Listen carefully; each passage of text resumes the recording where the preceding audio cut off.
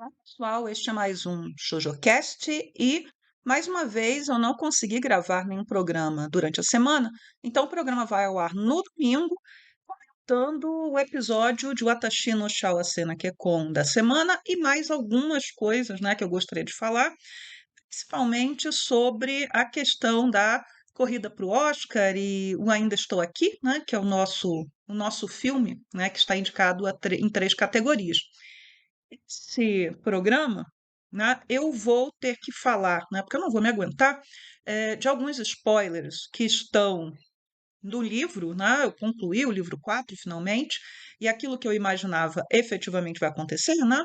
Serão 3 episódios para cobrir o livro 4, e eu acredito que o livro 5 já seja introduzido no episódio de amanhã, ele já apareça alguma coisa dele, e houve quem me perguntasse, né, por que que eu tinha colocado, né, aquele título eh, sobre a questão da amizade da Mio com a Kaoruko. Então, quando eu for falar de spoilers sobre Kaoruko, eu vou sinalizar e vai estar também na contagem, na minutagem do programa, e aí vocês, né, se não quiser saber, pode pular, né? E nessa parte que eu for falar de spoilers sobre Kaoruko, eu falarei também de spoilers sobre o que pode vir a acontecer no episódio de amanhã. A maioria das pessoas não vai assistir esse ShojoCast antes do episódio, acredito, enfim, mas não vem no caso. Fica registrado, né, porque eu corri bastante para concluir o livro, dada um monte de coisas que eu tenho que tive que fazer durante essa semana. Mas é isso, vamos então para o programa. Então vamos lá, né? Episódio 5 de Watashi no Shawasena Kekon, ele foi, né, mais um episódio, né, que eu diria, mais um episódio feminista, né, porque, de uma certa maneira, né, boa parte dele estava centrado na relação da Kaoruko com a Mio, né? E eu acho que uma das questões mais importantes desse episódio e que está, né, de acordo com o livro, é o quanto a Mio cresceu como personagem, né? Tendo a capacidade de fazer coisas, né? De que a gente não imaginaria que ela conseguiria fazer antes, né? Então, este episódio, acho que ele teve como sua grande cena, né? Quando a Mio, ela tá lá, né? Trabalhando no quartel, né? Ou como é que eu dizer? Em inglês eles usam station, né? Seria, eu acho que é menos um quartel e mais um posto avançado, né? Daquela divisão de anti-grotesquerie, né? Que luta contra os yokai desse mundo, né? E que é comandado pelo Kyoka. Então ela está lá limpando a fonte e 3 soldados, né, estão passando. Um deles é o que foi derrotado pela Kaoruko no episódio anterior, no dojo, no treinamento, e eles estão comentando coisas assim muito cruéis e muito mentirosas a respeito da Kaoruko. Na verdade, né, a ideia que fica ali, né, e que é tirada do livro, embora boa parte dos diálogos do livro tenham sido abandonados, né, ou só parcialmente retratados, é que uma mulher, mesmo com poderes, né, dotada, ela não teria, né, a capacidade ou o direito de estar ali participando das atividades militares, que elas seriam atividades para homens, e mais ainda, né, é uma ideia que vai estar presente, inclusive, eu lembrei vendo, né, lendo o livro e vendo isso, né, eu lembrei de um episódio ruim, né, de Jornada nas Estrelas, né, da série clássica,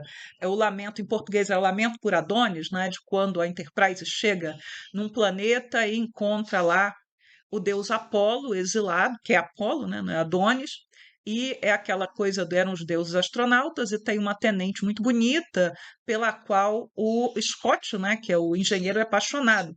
E aí não é antes mesmo deles descerem naquele planeta, a moça acaba se apaixonando pelo deus, né? O, o Kirk fala, né? Ah, elas vêm, elas trabalham conosco, um dia elas se casam, elas vão embora. Ou seja, quer dizer, é um pensamento da década de 1960, mas é o pensamento que está presente ali, que uma mulher não tem uma carreira, né? Ainda que ela tenha um emprego, uma colocação, ela vai casar, ela vai ter filhos e ela vai abandonar aquela carreira. É isso que esses rapazes estão falando e que ainda é, né, de uma certa maneira, um pensamento presente na sociedade japonesa, ainda que a sociedade venha passando por mudanças, inclusive com as mulheres se casando cada vez mais tarde ou não querendo se casar. Mas veja só, né? A autora, mesmo estando falando, né, a autora original, a Gitog, embora ela esteja falando, né, de um Japão do início do século XX, de uma linha alternativa temporal, ela está dialogando com questões da sociedade japonesa o tempo inteiro, né, atual. E essa é uma questão que está lá, né? Então, esses sujeitos estão falando lá as atrocidades sobre a Kaoruko e a Mio vem e os enfrenta, né? Sendo capaz de falar coisas que a gente não imaginava que a nossa Mio seria capaz, né? De se colocar publicamente, de erguer a sua voz. E um desses soldados, ele Mio, e aí a Kaoruko intervém e impede a agressão, né? Essa cena, ela me incomoda um pouco. Ela é igual um livro, né? O que acontece no episódio é que eles cortam uma cena anterior, né, que havia no livro, que é o que faz com que a Mio tome a coragem para falar com aqueles caras, é que quando eles afrontam a Kaoru, que a Kaoru prefere ignorar e fingir que tudo bem e sorrir, e eles agem daquela forma. E a Kaoruko, ela é no mínimo tenente, e aqueles caras acabaram de entrar, né, na, na divisão, né, contra as grotesqueries.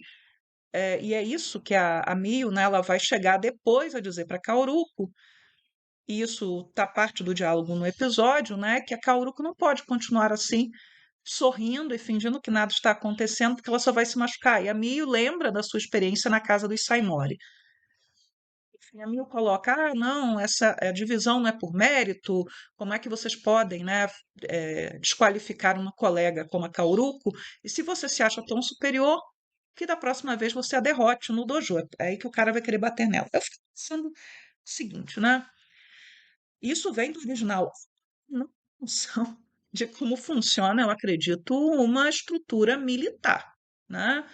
Porque, e ainda mais, né? E pelo que acontece no livro posteriormente, que deve estar no episódio de amanhã, ela não consegue, né? Ela não entende muito bem. Quer dizer, um recruta não afronta o seu tenente. E se a Kauruko deixasse, né, se deixasse afrontar, ela estaria colocando em risco toda a hierarquia. Então, ela teria obrigatoriamente que tomar alguma providência em relação àquele moleque, né? Isso não acontece. Um outro ponto, né?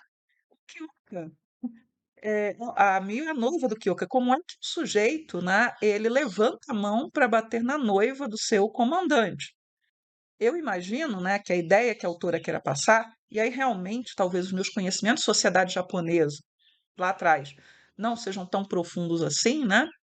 Eu penso sempre na sociedade de corte europeia. Na sociedade de corte europeia, né, um sujeito, né, que não fosse da nobreza, alguém que estivesse abaixo, sequer visto como igual, como ser humano. Tem um sociólogo muito importante, o Norbert Elias, que ele tem um livro chamado A Sociedade de Corte, né? E ele, num determinado momento, eu li isso, veja, mais de 30 anos atrás, uns 30 anos atrás.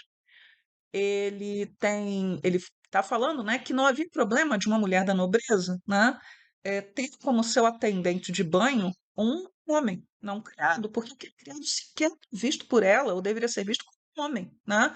Então, é claro que se preferia que fosse uma mulher cuidando, né, daquilo, né, mas se fosse um homem, assim, havia um dito, né, de forma nenhuma eles poderiam, eles estavam no mesmo nível, né?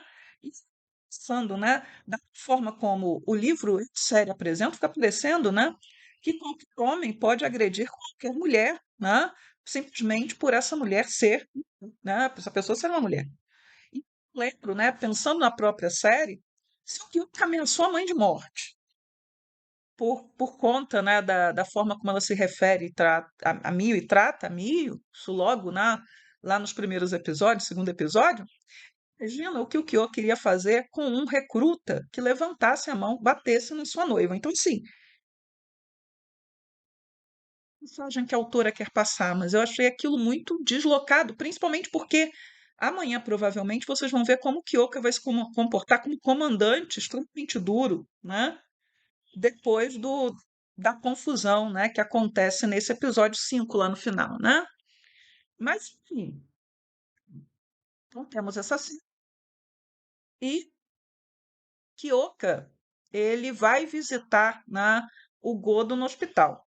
No livro, o Kyoka já sabia que o estado do Godo era muito ruim no início, ele estava muito queimado, e ele evita, né? Ele diz que ele não pode receber visitas para que a Mio não peça, insista para ir junto, porque a Mio queria visitar o Godo. Na série, o Godo não está tão mal assim. A gente já viu, né, várias cenas, né, do Godo conversando, né, no hospital com o irmão do Koji, né? Ele aparece em vários momentos, né, conversando com o Kazushi, sem problema, né? E aparentemente não estava tão mal assim. Né, é que o Kyoka vai com a Mio, né, ao hospital, Mio com um buquê de flores, né? No livro, quem está levando, carregando o buquê de flores e uma caixa de confeitos é o Kyoka, né? Kyoka que está carregando tudo nas mãos. E, e aí eles chegam no hospital, né? E encontram um sujeito que o Kyoka olha com muito desprezo para ele e ele depois diz para Mio que ele era parente da mãe dele. E o sujeito toca a mão da Mio, que estava machucada, né? Porque a Mio vai virar a faxineira do quartel, né? Junto com a Kaoru, que aliás é uma das coisas que os sujeitos, né, debocham da Kaoruko, né? Quando a veem fazendo trabalhos domésticos, que ela agora estaria no lugar certo dela, né? Na cena que não é mostrada no episódio. É, esse sujeito toca a mão da Mio e cura as feridas da Mio, né? Que era uma forma de mostrar que ele tinha o dom de cura. No livro, ele não cura a Mio, né? E no livro, o Kyoka vai dar uma informação sobre ele até justificar o motivo dele não gostar muito do sujeito. Não é só porque ele é parente da mãe, né? Porque ele seria um sujeito muito poderoso, ele teria um dom de cura muito poderoso, e por isso ele se aproveitaria, né, para cobrar altíssimos preços, né, para curar as pessoas. Então, somente pessoas muito ricas teriam condições de pagar pelos cuidados dele, ou alguém, como no caso do Godo, né, que provavelmente é rico, né, como a gente vai descobrir daqui a pouco nesse episódio, mas também, né, porque o governo tinha interesse de que o Godo ficasse bom o mais rápido possível, né? Quando, né, o Kyoka e a Mio entram, né, o Godo ele vai ficar muito feliz e vai contar para Mio algo que no livro a Mio já sabe desde o início, porque Kaoruko faz questão de contar. Faz questão de mostrar para Mio que ela tem muito mais intimidade com Kyoka e conhece muito melhor do que a Mio, que é a noiva, né? Então é o Godo que vai contar que Kaoruko foi noiva de Kyoka, né? E isso vai ser um grande choque para mim, né? No livro, né, o Godo, o Kazushi está lá, é a única vez que o Kazushi aparece no livro, né, nessa única cena, mas de qualquer maneira ela serviu de base para que o Kazushi pudesse, né, o irmão do Koji, pudesse aparecer com mais frequência no episódio, né? Quem faz o anime gosta muito dele, talvez porque ele seja, né, muito bonito, né? Enfim, desenhado muito bonito. Então o Godo até reclama, né, no livro que ele ia com frequência e que ele ficava perturbando, né, as- a- o perturbando porque ele não queria mais, estar cansado de tanta visita. Ele meio que debocha do Kyoka, porque o Kyoka tá levando flores e ele e o Kazushi, né, flores e bombons, né, pro Godo. E o Kyoka não consegue ficar junto com o Godo. E aí, né, é contado, né, como um acontecimento do passado do Kyoka, né? Que é quando ele foi convocado, ainda estudante, pelo pai do Godo, que era o comandante da divisão contra as Grotesqueries, para se integrar ao grupo, porque ele era muito poderoso e ele se recusa e acontece uma tragédia. Essa situação, né, do pai do Godo, né, parece que ela vai ser desenvolvida posteriormente pela autora nos livros que estão por vir, né? Eu acho, sinceramente, que o livro 7, que é o livro do casamento, deveria fechar a história, mas a autora parece que não fará dessa maneira, né? Coisas que acabam sendo tiradas, né, do livro e que a autora insiste muito em falar sobre, né? Porque isso é repetido, é repetido, é repetido. Então, há essa discussão sobre papéis de homens e mulheres, né, que eu chamei de discussão feminista, mas a autora ela não vai muito adiante nisso, não, tá? Até porque ela repete algumas ideias que me parecem ideias muito complicadas. Em vários momentos do livro, né, principalmente discutindo a questão da Kaurupo, ela vai afirmar, a autora, né, que aqueles que têm os dons têm muito mais força e resistência, né? Strength and stamina, o que é usado em inglês, né? Então, força e resistência. Mas que as mulheres, elas teriam menos força e resistência. Vamos por partes, né?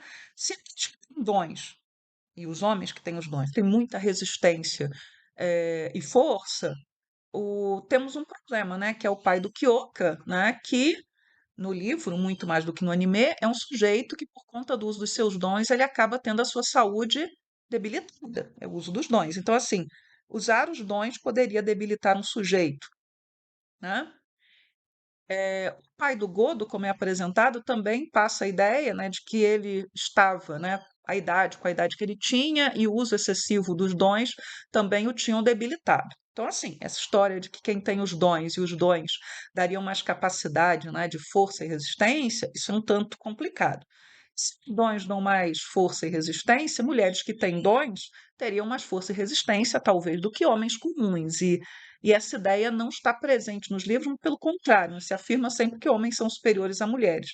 E a Kauruko, ela tem, né, uma frustração muito grande no livro, isso não vai aparecer na série, porque senão já tinha aparecido, isso não é um spoiler, tá? Ela tem muita frustração nos livros, né? Porque ela sabe que é muito boa, mas que ela nunca será tão boa como aqueles homens, embora ela tenha derrotado um desses desgraçados lá no episódio passado, com facilidade até, e é no livro da mesma maneira, mas a autora insiste nisso. E a Kauruko, ela tem, né, uma questão pessoal que ela não seria tão feminina, né, a ponto de ter feito com que o Kyoka se apaixonasse por ela. Então, ela meio que se culpa, né, por ser como é e ela não conseguir, né, nem ser um homem, porque ela diz em determinado momento para mim, ou no pensamento, que ela gostaria de ser um homem, porque se ela fosse um homem, ela não passaria por aquelas situações, né, nem até do apaixonamento pelo Kyoka, fica subentendido. E na, se ela fosse mais feminina, ela talvez não tivesse sido rejeitada. Então ela guarda isso, né? Ela é apaixonada pelo Kyoka, isso está no episódio, isso não é um spoiler. E ela, né, isso não está. Né, para ela, o modelo de feminilidade seria a Mio, né? Até viu pessoa falou assim: ah, mas a Mio tem que estar limpando as coisas sempre. Infelizmente, né, isso está no livro, né, a Mio ela vai dizer que aquilo que ela faz muito bem são as prendas domésticas. Então, é ali que ela tem que se destacar. É claro que ela faz outras coisas muito bem, né? É claro que temos uma questão aí. Por que que Kaoruko não consegue odiar Mio, né? Isso é dito no livro. Porque Mio, no fim das contas, é muito simpática, ela é muito boa. Quem é que vai ser capaz de não gostar de Mio? Só aqueles Mukadeyama, né? Que é o líder, né? Do esquadrão, né, que é abaixo do Godo, né, então, que aparece lá no dojo, ele, né, trata a Mio muito mal. Por ela ser o sub, importante isso, né, isso vai estar marcado aí, e também por ela ser uma mulher, tem um desprezo por ela. Né? Repito assim, como é que os sujeitos tratam a noiva do seu comandante, a quem eles respeitam e temem, dessa maneira? Mas a outra coisa, né, que me irrita muito e que me mostra que eu acho que a autora não entende como funciona um quartel, né? Ainda mais um quartel, levando em consideração que o Japão já estava com aquele exército reformado à moda ocidental, né? Ah, muito bem. Consigo imaginar, né? Lendo o livro é igual ou pior do que no anime, Kyoka, né? Que é aquele sujeito extremamente regrado, organizado, né? Rígido consigo mesmo e com os outros, ele aceitaria que o seu quartel fosse um chiqueiro, né? Que aquela cozinha, né, onde, claro, ele poderia não entrar, nunca, sei lá, estaria naquele estado horroroso, né? Horroroso. Por anos, né? Porque a Kauruko diz que aquilo ali sempre foi assim. Ó, né? Aparece aquela fonte, no livro em inglês eles chamam de poço, né? De well. A fonte de onde eles tiram água, ela está imunda também. Ou seja, imagino o Kyoka, né? Suportando e os corredores e tal, estar num quartel que parece um chiqueiro. Está numa estrutura militar, né, quando você tem o recruta, o novato, e isso acontece, né, e numa sociedade hierarquizada como a japonesa, é esse cara, não importa de que família ele é esse cara que vai estar ali limpando tudo, né? É ele que vai ser escalado para limpar e manter aquilo organizado. Então, a desculpa de que esses rapazes não estão acostumados a fazer, eles precisavam de empregados, de mulheres, e, sim, se a gente está nessa lógica, é a lógica do antigo regime, é a lógica de antes, né? Talvez de antes da Revolução Meiji, que cada um desses moços nobres levasse um criado ou uma para fazer essas coisas, né? Porque, enfim, essa história do quartel Taimundo não tem lógica, né? Não tem lógica. E eu imagino o Kyoka sendo aquele comandante, né? E eu trabalho no colégio militar, né? E eu já vi o pessoal relatando esse tipo de experiência, né? Quem passou pela AMAN, que é a Academia, né, das Agulhas Negras, que forma oficiais, ou seja, o sujeito que está lá, ele está lá para sair oficial, né, do instrutor, do tenente instrutor e fazer a revista para ver se está tudo limpo, se limparam a área, com uma luva branca para ver, né, se a coisa está limpa como deveria estar. Então, assim, aquela história do quartel chiqueiro que precisa de mulheres para limpar, aquilo pode ter servido para render cenas muito boas para Cauruco e para Mio poderem conversar, mas aquilo não faz sentido dentro de uma estrutura militar. Tampouco faz sentido que alguém tem que tente bater na noiva do comandante. Mas vamos avançar, né? No livro, há alguém que não é dito o nome, né? Um outro oficial, um outro soldado, que avisa para o Kyoka, né? Que tem gente eh, tratando mal a Mio e a Kaoruko e etc., que a Kaoruko é a guarda-costas, né? E vai falar para o Kyoka, e o Kyoka tem uma conversa com a Mio. E a Mio vai agir da mesma maneira que ela agiu com a mãe do Kyoka, né? Pedir que ele deixe que ela lide com a situação. Também, de novo, não vem ao caso, estão dentro de um quartel, a Mio está ali, né, para ser protegida por ordem do imperador, não faria sentido permitir que a Mio lidasse com aquilo sozinha. E falando que não faz sentido, não estou dizendo que eu não gosto da série, eu gosto da série, estou aqui comentando a série, mas são coisas que não fazem, né, não tem muito sentido. Nós vamos ter, né, a Mio conversando com Kauruko chorando, e aí a deixa, né, para aquilo que eu vou ter que falar nos spoilers, né? A Kauruko diz, né, abaixa a cabeça na pia e fala quase que para ela mesma, me desculpe, Mio, né? E guardem isso. Se você não prestou atenção nessa fala, essa fala é importante. Não está no livro, mas é importante. É, e nós temos depois, né, a Mio perguntando para o Kyoka, né, sobre Kaoru. Aliás, né, isso é importante no livro 4, né? Há uma tentativa muito grande de comunicação entre a Mio e o Kyoka. A Mio passa a chamar o Kyoka pelo nome. No anime, ela continua chamando ele de Dana-sama, de senhor, né? E ela chama ele pelo nome na frente de qualquer um. A Mio também, né? Ela já vai ser capaz, né, de discutir com o Kyoka, não de afrontá-lo, né, mas de se mostrar, né, mais assertiva, né? E o Kyoka, inclusive, e eu comentei isso no episódio passado, ele se angustia um pouco em relação à forma como a Mil está se tornando independente, né? E que ela talvez não precise mais dele para protegê-lo, e há toda uma noia, né, do Kyoka e da Mio.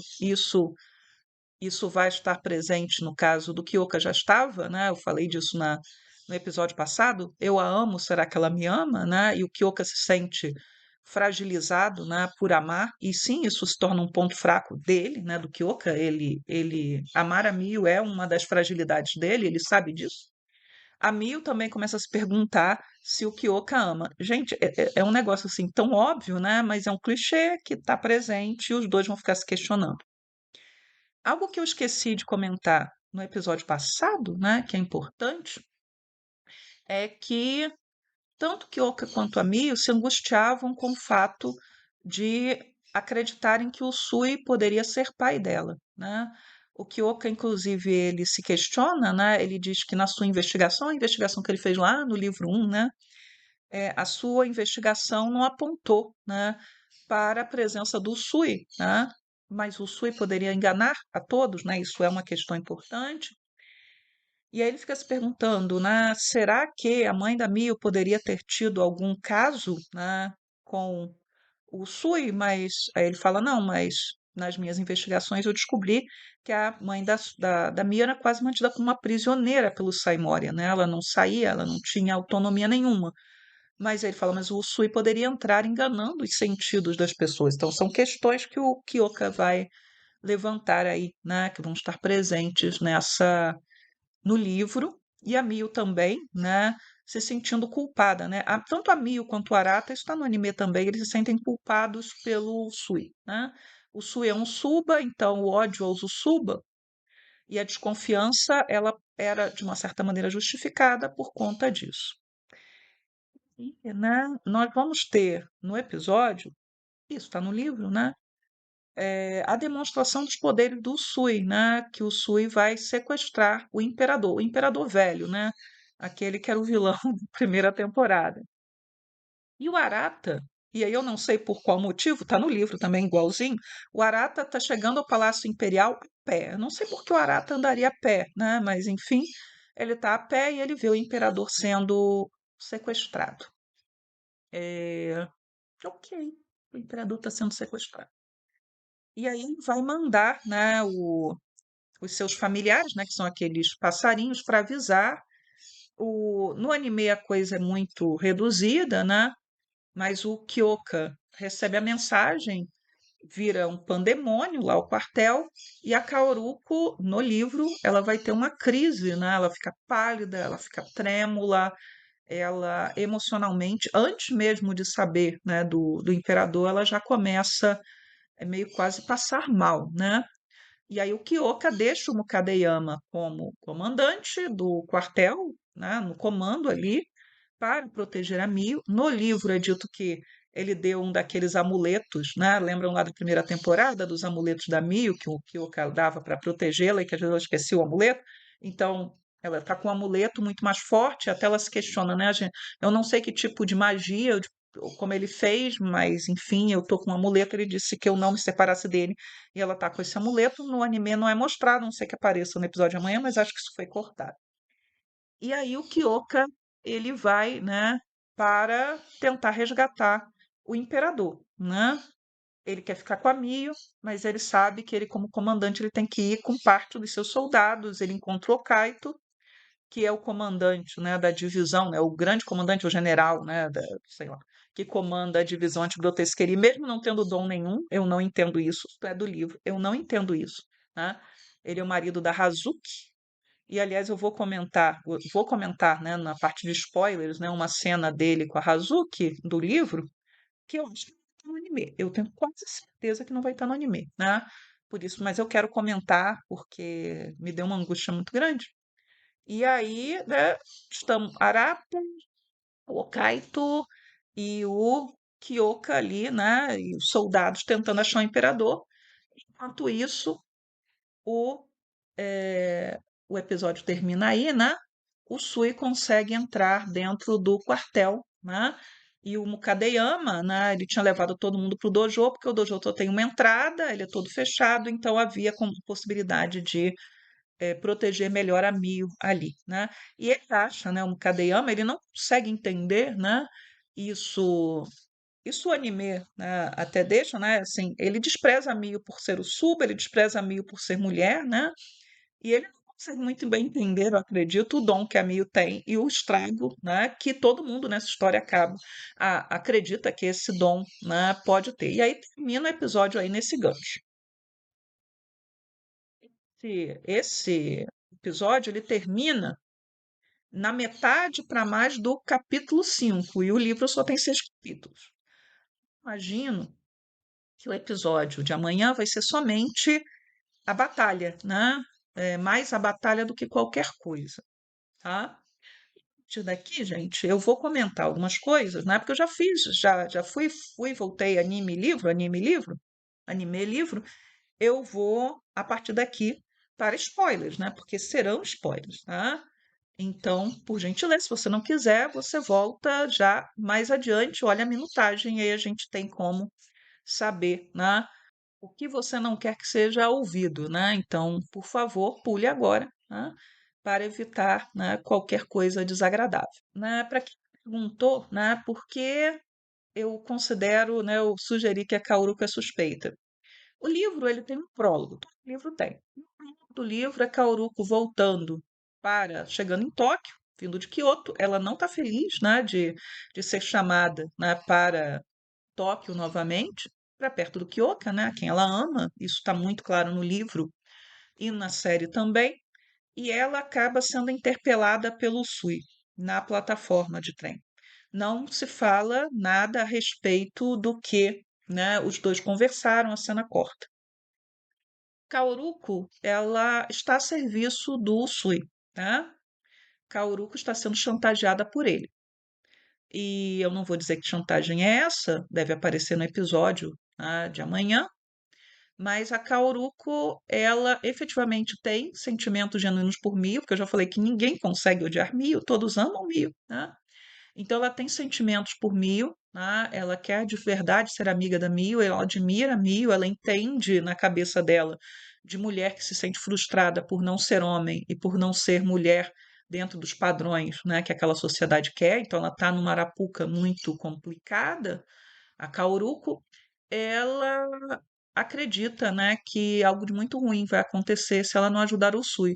Então o Sui só entra no dojo, ele só entra no quartel, na verdade, porque a Cauruco sabota as defesas, né? Porque o Kyoka e outros tinham feito, né, várias barreiras, né, para impedir que ele entrasse. Da mesma maneira que no Palácio Imperial há barreiras, né, que impedem a entrada de pessoas, mas o Sui tem gente dentro do quartel. E aí eu lembrei, né, do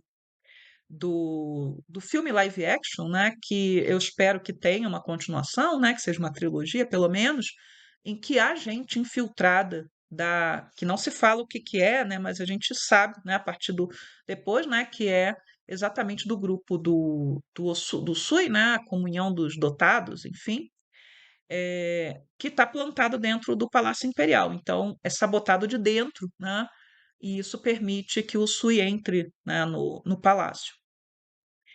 Enfim, né, a Cauruco ela vai ser, né, exposta ali nessa luta, né, com o Sui, né?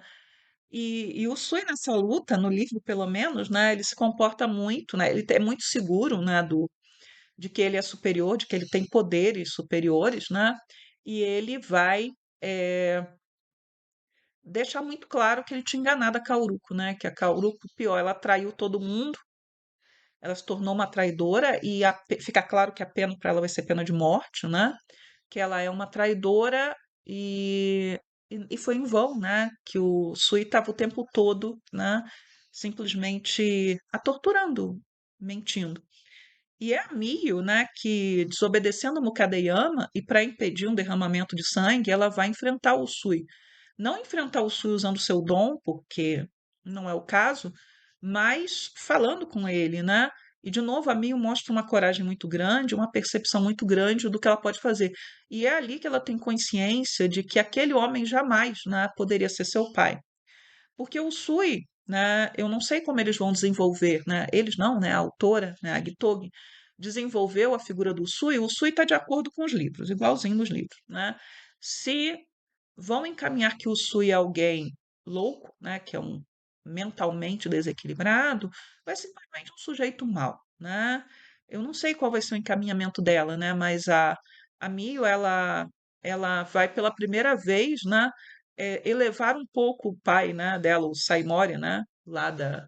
Lembrem de como ele era um traste lá na primeira temporada, lembrem de como ele era um traste nos livros, se você leu, ou no filme, né, de que, poxa, ser filha de um. Eu nunca esperaria que ser filha de um Saimori seria melhor, né, do que ser filha do Sui. E o Kyoka, a gente vai ver, né? Isso deve aparecer, vai aparecer amanhã, porque eu acredito que o episódio seja centrado muito nesse combate corporal, né, do Kyoka com o Sui, nesse enfrentamento. O Kyoka, ele vai ficar sabendo, né, que eles foram enganados, né? Não que o Arata esteja errado, né? Mas o Arata também foi enganado. E aí o Okaito manda o Kyoka voltar, o Okaito chega, né? O Okaito só vai chegar depois no livro, manda o Kyoka voltar e diz que são ordens do Takahito, né, do príncipe, né, que é quem governa de fato, e ele teve uma visão do futuro e que o Ikioka tinha que voltar para Tóquio.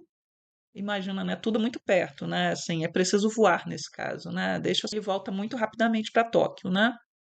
O Okaito, é, ele fica com a Arata e eles vão até onde eles acreditam que o imperador está. E como o imperador não está lá, né, o Arata acaba despertando a suspeita. O Okaito, no livro, ele tem um desprezo muito grande pelo Arata. No anime isso é amenizado, mas no livro isso é muito forte. Desprezo e desconfiança, né? Então, o Okaito, ele desconfia, né, do Arata, e o Arata pede permissão para ficar sozinho, investigando o lugar onde ele achava que estava o imperador. E aí, depois do confronto com o Kyoka, o Sui vai aparecer para ele, e aí tem um gancho. Eu imagino que esse gancho esteja no episódio de amanhã, em que o Sui vai oferecer para o Arata ser um participante, né, do seu novo, né, da sua nova ordem, né, que ele vai tomar o poder e ele convida o Arata. E aí a autora corta, nós não sabemos qual a resposta do Arata para o Sui. Se eu tivesse que apostar, Valéria, sem ter pego spoiler nenhum dos livros, eu vou continuar lendo o livro 5, né? Eu apostaria que o Arata enganou o Sui, porque uma informação importante que está no livro que a série não colocou ainda é que o Arata, ele, estudando, né, em documentos antigos dos Usuba, ele descobriu como vencer o Usui. Fica evidente que será muito difícil, mas ele há alguma chance. Pelo que acontece no dojo, e é a única forma de explicar, eu acredito que o Usui não possa usar seus dons, o seu dom, né, que é um dom muito poderoso, por muito tempo. Ele tem que usar, tem que resolver rápido e tem que parar, senão ele começa a enfraquecer. Eu imagino que seja isso, porque é a única explicação possível para ele não ter levado a Mio, né? E ele precisar da ajuda do Rojo, que é aquele sujeito que apareceu lá perto da casa dos pais do Kyoka, para poder ir embora, né? Fugir dali do quartel. Então, assim, eu acredito que há um limite, né? Como se o sujeito tivesse uma barrinha de energia, tipo em videogame, né? Quando a barra fica baixa, ele tem que parar, tem que buscar outras. É a única explicação. Que é coisa, por exemplo, que não acontece com Kyoka, né? São dons diferentes, isso não é uma contradição com a história, são dons diferentes e muito provavelmente a forma como esses dons, né, são usados também e funcionam, operam de forma diferente. Ainda que a autora tenha passado o livro todo repetindo aquela história de, de força e resistência, que homem tem mais força, tem mais resistência, não sei o que, blá, blá, blá, blá, blá, blá, blá, né? A gente vê até pela própria composição das personagens dela que a coisa não é bem por aí. E o que eu queria falar, né, sobre uma cena que aparece no livro, que eu aposto que não vai estar amanhã, né, é que o livro 4 termina com a festa de Ano Novo. Inclusive, né, foi liberada uma imagem comemorativa, se eu achar eu coloco aqui, do Kyoka e da Mio visitando o templo no primeiro dia do ano, né, que é tradição, né? No livro, até adiantando, não sei se vai estar no episódio de amanhã, acho que também não vai estar. O segundo beijo, né, do Kyoka com a Mio vai ocorrer exatamente no ano novo, né? O Kyoka abraça a Mio e beija a Mio, né? Aliás, eu não falei, né? O Kyoka e a Mio discutem por causa de Kaoruko, né? Kyoka, que deixa o quartel ser um chiqueiro, vai virar o líder militar, né? Prefeito e que não pode hierarquia e etc., disciplina e o cambau e vai acusar a Mio de estar sendo egoísta e infantil ao pedir pela vida da Kaoruko, né? Mas enfim, temos a tal festa de Ano Novo, que é na casa, na mansão da família do Kyoka. Kyoka chega de muito contragosto com Mio, né? Aquela coisa de ficar de briguinha com a irmã, e a Hazuki é descrita estamos usando um vestido vermelho ocidental belíssimo, e ele a aborda dizendo que aquele vestido é inadequado para alguém da idade dela, numa mulher da idade dela não deveria se vestir com aquele tipo de cor, né? Então eles ficam lá discutindo, e num determinado momento da festa, onde estão, né, o Godo e outras pessoas, chega o Okaito trazendo a Kaoru. não vou falar da Kaoru, e isso quer dizer que Kaoru foi perdoada? Não, mas que ela não vai ser condenada à morte, né? O destino da Kaoru não tá muito evidente, mas Mio fica muito feliz e ela vê que o Kyoka, apesar de ter quase mandado ela calar a boca, né? é, ele interveio a favor de Kaoru. Mas aí o Okaito, ele conversa rapidamente com a Hazuki, e Hazuki visivelmente ama o marido ainda, e ele a ama, mas esse homem, né, que é o comandante, né, de todas as forças, esquadrões contra as grotesquerias do Japão, só que apesar de não ter dom, não tem justificativa para esse homem comandar essa divisão e ter casado com a Hazuki, que tem dom, mas enfim, né, isso é a história.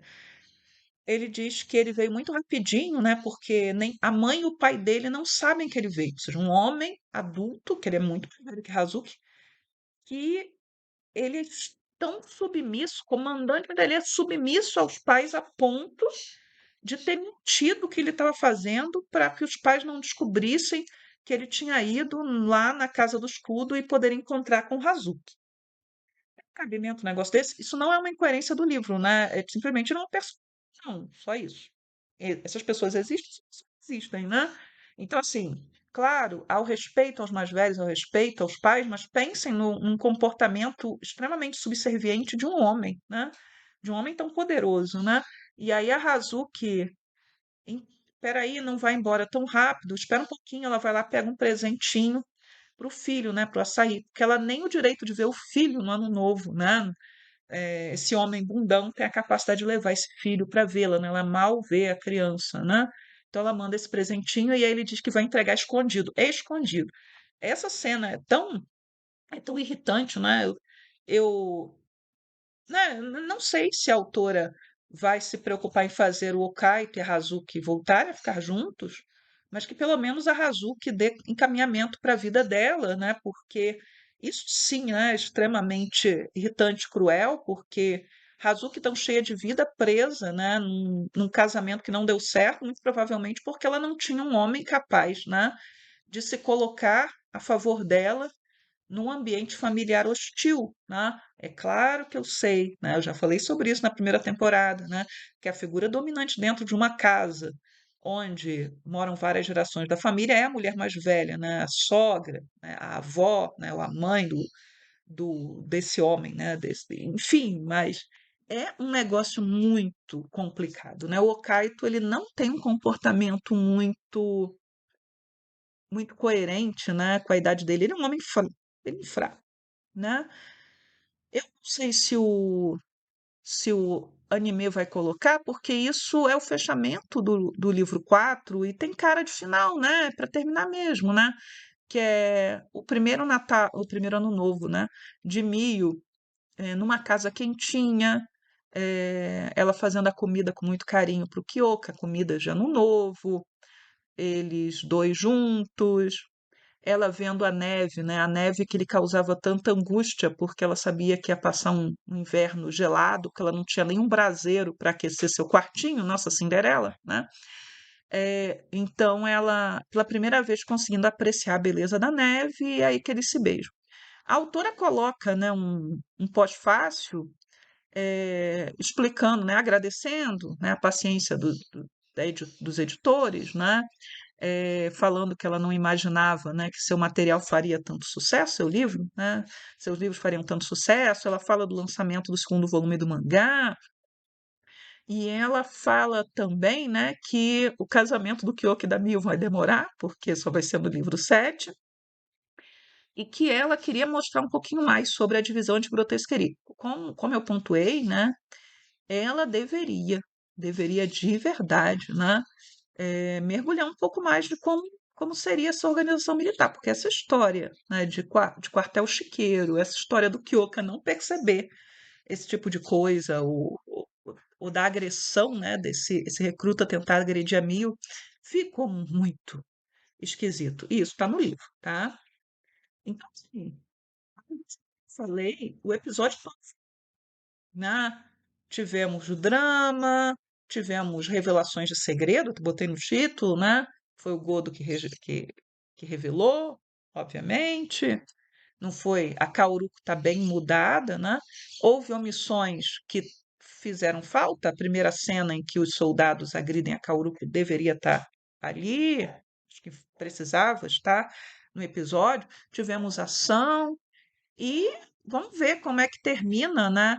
Porque cada 3 episódios vai ser uma microtemporada, né? Eles agora vão pular para o livro 5, né? Como é que vai ser a situação? Quero ver também se Cauruco vai ser mantida artificialmente na história, talvez, né? Porque parece, e aí sim eu peguei, né, spoilers, que ela está no livro 4, depois ela só volta no livro 7, até porque ela continua numa situação complicada. Aliás, é dito no livro, né, que ela deveria ter sido torturada, talvez, para contar coisas, mas que o Okaito ele interveio para que a Kauruko não fosse torturada. Isso é dito, né, no livro. Eu disse que ia falar um pouco de cinema, né? O Critics' Choice. Tá difícil sair Critics' Choice. Tá difícil, né? Embolou na minha boca várias vezes, né? Ele saiu na anteontem, né, na sexta-feira, e algumas manchetes, a do Correio Brasiliense, né? Emília Pérez derrota Ainda Estou Aqui. Gente, o Critics, ele foi.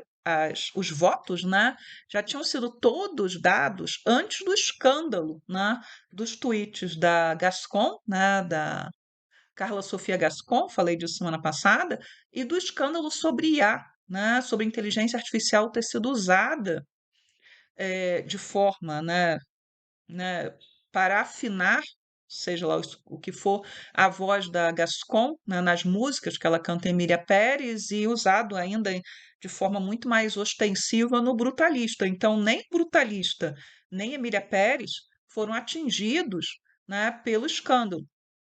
Então, assim, Emília Pérez, né, até por conta do esforço da Netflix, era o favorito, né? A Fernanda Torres sequer estava indicada a melhor atriz no Critics. E somente, né, depois da indicação ao Oscar, né, que aí Ainda Estou Aqui foi indicada a melhor filme, além das categorias que eram mais esperadas, né, melhor atriz e melhor filme eh, estrangeiro, é que o circuito abriu ainda mais para o filme brasileiro. E aí, gente que não veria o filme passou a ver. Então, assim, os votos do Oscar termina essa semana a votação do Oscar. Então, assim, o escândalo de Emília Pérez pode até ter tido algum efeito nos votos do BAFTA, mas eu acho que nem do BAFTA, porque a votação já estava encerrada quando veio, né, os dois, né, a história do IA, de inteligência artificial, e a história dos tweets racistas e ofendendo toda e qualquer minoria que você possa imaginar, feito pela Gascon. Então, assim, esse clima de Copa do Mundo, colocar, né? Emília Pérez derrota, Ainda Estou Aqui perde para Emília Pérez, quando a questão é essa, né? E não é uma disputa entre o nosso filme brasileiro e Emília Pérez, eu até no Oscar fique em full, né? Porque, por exemplo, no Critics ganhou Robô Selvagem. No Oscar, Robô Selvagem pode ganhar, e de repente vai que, né? O filme do gatinho passa à frente de todo mundo, né? E acaba levando melhor filme internacional, ou mesmo filme alemão-iraniano, né? Não é uma disputa entre Emília Pérez e Ainda Estou Aqui agora. Efetivamente, né, se a gente acompanha as, as resenhas e o Twitter fica me jogando, né, críticas, né, em espanhol, em inglês. Eu não peço, mas o algoritmo fica jogando, né, sugerindo para você, né, de pessoas, de críticos, né, de youtubers estrangeiros que estão assistindo o filme e estão gostando. E ontem saíram os prêmios Goya, né, que são os prêmios a principal premiação do cinema espanhol. E Ainda Estou Aqui ganhou, né, de melhor filme ibero-americano, tá?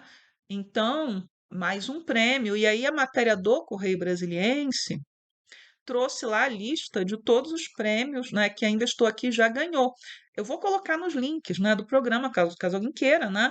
Então, assim, ganhou o Goya, já tinha ganhado um prêmio de roteiro adaptado, de melhor roteiro em Veneza, justíssimo. Esse é um Oscar que o filme deveria estar indicado, né? Mas o Goya, por exemplo, desconvidou a Carla Sofia Gascon. Havia um livro dela, não sei se uma autobiografia que estava para sair na Espanha, a editora cancelou o lançamento, né? Essa semana, né, alguns youtubers, e eu vou deixar linkado o vídeo do canal Transmissão, né, que é de uma moça trans aqui de Brasília, né, que ela faz a resenha do Emília Pérez, muito pertinente alguns pontos que ela levanta relativos à questão, né, da vivência trans. Eu acho que é por isso que esse vídeo vale muito, né, e está mais lá para o meio, mas é importante, né, essa parte dela. Ela levanta questões, acho que fundamentais aí que estavam escapando para muita gente, que talvez escapassem para mim. É, mas assim, né, nós temos, né, alguns youtubers, principalmente da comunidade LGBT, QIAPN+, né, falando que o diretor de Emília Pérez disse atrocidades e ele continua aí livre, leve e solto, participando inclusive da campanha, coisa que ela foi excluída, né, pela Netflix. E ela não. Sim, verdade, né? É nessas horas que se descobre que ser homem branco, cis, hétero, rico, enfim, né, europeu, norte-americano, te dá vantagens, né? Te dá vantagens. Mas a gente em nenhum momento pode esquecer que a Carla Sofia Gascon, ela escreveu coisas muito, muito absurdas, né? Não é dizer quem é pior, né? Mas ela vai, né, entre, sei lá, ela chamar, né, o Oscar de Festa Afro-Coreana, de Festival do Black Lives Matter, né, e o sujeito lá falar, sei lá, eu não estudei sobre o México para fazer um filme sobre o México, ou ela ofender, né, árabes e muçulmanos, ou ela falar contra a vacina, quer dizer, ela é uma metralhadora giratória de atrocidades, né? Nada do que está acontecendo com ela é indevido, né? É exacerbado. Mas sim, né? Se você é homem branco, você está, né, numa situação muito, muito mais segura, né? Homem branco rico, claro. E, e o diretor continua falando bobagens, né? Ele falou que o espanhol para ele é uma língua que se remete ao imigrante, a gente pobre, a país subdesenvolvido. Eu acho maravilhoso isso, né? O espanhol é falado na Espanha e em vários outros países, e pessoas de todas as classes sociais, né, de todos os níveis socioeconômicos, usam o espanhol como sua primeira língua, né? Mas assim, o francês é uma língua de gente rica e o espanhol é língua de gente pobre, de imigrante, de gente coitada, né? Mas a gente pensa, por exemplo, o Haiti, a língua primeira, né, oficial do Haiti é o francês, né? E é a nação mais pobre das Américas. Então, assim, como é que você faz esse tipo de identificação? E há outros, né, departamentos ou ex-colônias da França, né, que vivem em situação extremamente pobre, né, miserável até, e o francês é a primeira língua, né? Enfim, né? Por que essa associação? Assim, o diretor fala, né, muita coisa, né, complicada, né, complicada. Mas a Carla Sofia Gascon até falar que se ela fosse racista, ela não trabalharia com a Zoe Saldanha, ela falou, assim, não dá, né, não tem como, né? Ela cercou todos os lados, né? Ela conseguiu fechar umas 3 cartelas de bingo da desgraça. Mas assim, até, né, por conta dessa história do homem branco e seus privilégios, eu queria sugerir, né, um vídeo, né, de um jurista brasileiro muito, muito importante, né, é o Pedro Serrano, né, ele analisando, né, como os Estados Unidos, né, com as ordens executivas do Trump, já está numa situação de ditadura, né? E que as modernas ditaduras não necessariamente são de golpes de Estado, né? Ou de ação, né? De grupos armados, né? É um vídeo muito interessante, embora ele tenha, né? Uma visão distorcida da Idade Média e um tanto idealizada do futuro, né? Eu, como historiadora, estou falando, está idealizando o futuro. Aliás, muita gente idealiza, né? Eu estou vejo muita gente comemorando nas bolhas, né, as quais eu frequento, que o Império Norte-Americano está em crise, ou que os impérios duram na média 250 anos. Eu queria saber que conta maldita é essa que alguém fez, né? Pensa Roma, né? Pensa a China, não sei, pensa o Império Persa, não sei de que 250 anos essas pessoas estão falando, mas e que eh, impérios caem e a vida continua. E aí citando às vezes, né, Roma, os persas, China, não sei o quê, Babilônia, assírios, como não sabem, né, mas os seretitas e tal. Gente, nenhuma potência, nem o Império Britânico tinha condições de destruir o mundo, né, com a sua queda, né? O Império ruiu, e daí, né? A vida segue, pode pode mudar, né, a situação consideravelmente para lugares onde estivessem sob o domínio direto desses impérios, mas vida segue. Na história da humanidade, nenhuma potência foi tão potência contra os Estados Unidos e nem teve tanta capacidade de destruição como os Estados Unidos. Então, aquela coisa, a queda do Império Americano pode significar a queda, né, da humanidade, né, como um todo, em boa parte, né, o extermínio de parte da humanidade, ou boa parte, né. Não é uma brincadeira, mas as pessoas gostam de brincar. E, aliás, eu fecho, né, com uma notícia vindo lá, né, dos Estados Unidos, né, o Elon Musk, né, ele tem um poder enorme dentro desse novo governo americano e ele tem uma agência, né, DOD, não sei qual é não parei para olhar, né, o que significa essa sigla, mas é DOGE, né, que visa fiscalizar e, como é que é?